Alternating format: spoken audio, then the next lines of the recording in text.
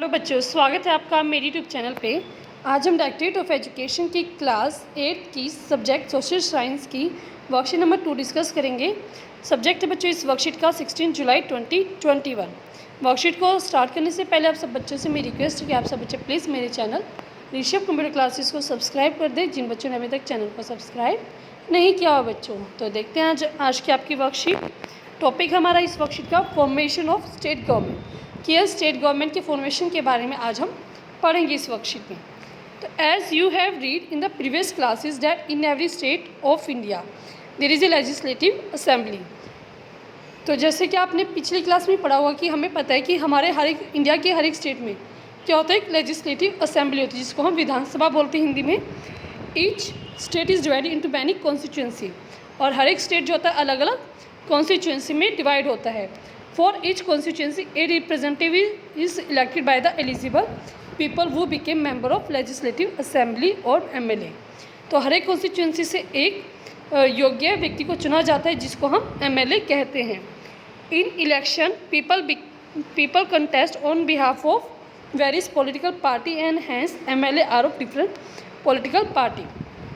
तो इसमें क्या कहा है कि जब चुनाव होते हैं तो चुनाव के टाइम जो MLA होते हैं वो अलग अलग पार्टी से खड़े होते हैं, और वो क्या होते हैं, अलग अलग पार्टी से होते हैं और अलग अलग पार्टी के बिहाफ पर वो खड़े होते हैं।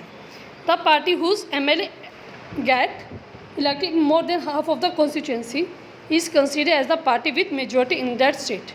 तो जिस भी पार्टी के MLA को सीट आधे से ज़्यादा मिल जाती है, जितनी उस स्टेट में सीट होती है उससे आधे से ज़्यादा अगर किसी भी पार्टी के MLA सेलेक्ट हो जाते हैं तो वो पार्टी क्या होती है, उस स्टेट की मेजॉरिटी पार्टी बन जाती है। The party getting the majority is called the ruling party while the all other party are called opposition. तो जिस पार्टी को आधे से ज़्यादा MLA सेलेक्ट हो जाते हैं वो क्या बनती है, रूलिंग पार्टी बनती है, और दूसरी पार्टी वो अपोजिशन में कहलाती है। नेक्स्ट है the result of 68 constituency of the election held in 2017 in Himachal Pradesh is given below. Read the extract carefully and answer the question given below. तो ये आपको हिमाचल प्रदेश का दिया गया 2017 के इलेक्शन का चुनाव के रिजल्ट, जिसमें हिमाचल प्रदेश में क्या 68 कॉन्स्टिट्यूंसी थी। तो यहाँ पे हम देखते रिजल्ट क्या था, पॉलिटिकल पार्टी और नंबर ऑफ MLA इलेक्टेड। तो भारतीय जनता पार्टी को 44 MLA सेलेक्ट हुए थे, इंडियन नेशनल कांग्रेस के 21, कम्युनिस्ट पार्टी ऑफ इंडिया के 1, और इंडिपेंडेंस मतलब जो बिना किसी पार्टी के खड़े होते वो 2 थे। तो टोटल ये होगी आपकी 68 कॉन्स्टिट्यूंसी। क्वेश्चन देखते हैं इसके हम। What will be the minimum number of elected members required by political party to get majority in the state. तो किसी भी पॉलिटिकल पार्टी के लिए किसी स्टेट में मेजॉरिटी हासिल करने के लिए उसको कितने वोट की ज़रूरत होती है। तो इसका आंसर हम देखते हैं। तो आंसर इसका minimum number of elected member should be more than half of the constituency to get majority. Half of the total constituency कर देंगे आप, ठीक है। तो जितनी टोटल कॉन्स्टिट्यूंसी होती है उसका हाफ से ज़्यादा उसको इलेक्टेड होना चाहिए, तभी वो मेजॉरिटी में मानी जाती है पार्टी। नेक्स्ट क्वेश्चन देखते हैं इसका हम। तो नेक्स्ट है which of the parties mention above will form the government in the state. तो इनमें से कौन सी पार्टी है जो गवर्नमेंट बनाएगी। तो आपने देखा कि यहाँ पे 44 किसकी हैं, ये भारतीय जनता पार्टी की, ठीक है। तो इसका हाफ की ना तो 34, तो 34 से ज़्यादा है 44, तो यहाँ पे पार्टी कौन बनाएगा, BJP, ठीक है। तो आंसर आप लिखेंगे इसका, तो आंसर आप लिखेंगे बच्चों इसका Bharatiya Janata party. Second question का आंसर है।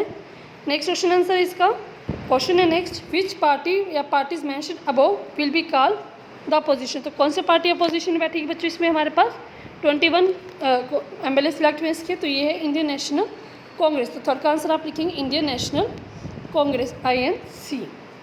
नेक्स्ट है how many seat of MLA are there in Delhi legislative assembly. तो दिल्ली लेजिस्लेटिव असेंबली में कितने MLA की सीट है, वहाँ पे है 70। तो आप इसमें लिखेंगे 70, ठीक है। आगे देखते हैं इस वर्कशीट को। The state government looks after only those work which fall under its jurisdiction. तो स्टेट गवर्नमेंट क्या करती है, जो उसके अंडर काम आते हैं सिर्फ उन्हीं को देखती है, जैसे कि एजुकेशन। तो एजुकेशन किसके अंडर आता है बच्चों, स्टेट गवर्नमेंट की। हेल्थ, वो भी स्टेट गवर्नमेंट के रोड को बनाना है, तो ये किसका काम होता है, जो आपकी स्टेट की गवर्नमेंट होती है। पानी पीना, इलेक्ट्रिसिटी, ये हर एक स्टेट की अलग अलग होती है। In India there are 28 state, 3 union territory which have their own legislative assembly. तो यहाँ पे क्या 28 राज्य है और 3 हमारे क्या है केंद्र शासित प्रदेश है जिनकी अपनी लेजिस्लेटिव असेंबली है। नेक्स्ट है they are some work which influence is felt all over the country. और कुछ काम ऐसे होते हैं जिसका जो प्रभाव है पूरे विश्व पर मतलब पूरे देश पर पड़ता है। Like security of boundary of nation, जैसे पूरे हमारे जो भारत देश की उसकी जो बाउंड्री है वो क्या पूरा एक ही सब्जेक्ट में आती है। ट्रेन की services, telecommunication, banking etcetera, this work were done by central government. इन सब का ध्यान केंद्र शासित केंद्र सरकार के द्वारा रखा जाता है। ठीक है, तो आपको अच्छे से समझ में आ गया होगा बच्चों ये पूरी वर्कशीट। वीडियो अगर अच्छी लगी बच्चों तो प्लीज़ आप मेरे चैनल को मेरे इस चैनल को सब्सक्राइब कर दें। वीडियो अच्छी लगी तो लाइक करें, शेयर करें और कमेंट करके बताएं कि आपको वीडियो कैसी लगी बच्चों। थैंक यू प्यारे बच्चों।